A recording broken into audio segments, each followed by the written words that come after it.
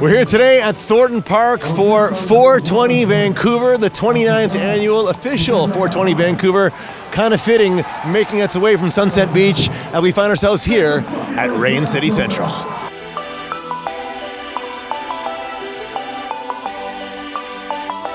So this is the official 420 Vancouver rally, protest. What's it being called this year? Well, we call it a protestival. It's a festival, it's a celebration, but mostly it's a protest, and that's what we started doing it for, and that's what we're continuing to do it for until we don't need to protest anymore.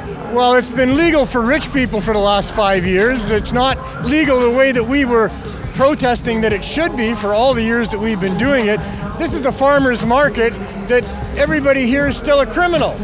The people that need to use cannabis on a daily basis, the really sick people, the medical users, they can't afford the prices, but the high-dose edibles, which are necessary for the people that are sick and for people wanting to get off of hard drugs, are just not available at all in the legal marketplace. Why should we have to pay super high inflated prices with a bunch of taxation on several different levels when there's no justification for any of that?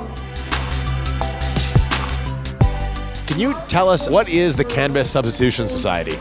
So the Cannabis Substitution Program it only helps people who are low income, vulnerable. It's all medicinal. It's a medicinal approach, right? A harm reduction measure to stop people from overdosing on fentanyl. It was a way for us to kind of come to the forefront and be in the front lines without the government, any support really, and say, we're going to do things a different way. Well, I think that in a lot of ways, the 420 really peaked in 2019 when we had 250,000 people show up throughout the day. We had Cypress Hill and a very large event, and then of course COVID hit and it made it very difficult to put on something like 420. And now I think it's kind of evolved and changed, and I think we're seeing a new kind of thing emerge. There's a lot of people here today, a lot of booths selling a lot of cannabis, and I think there's still a lot of demand and a lot of support for this kind of a large-scale cannabis festival and protest. Well, we're not staying dry, but we're getting high. On life, that is, of course.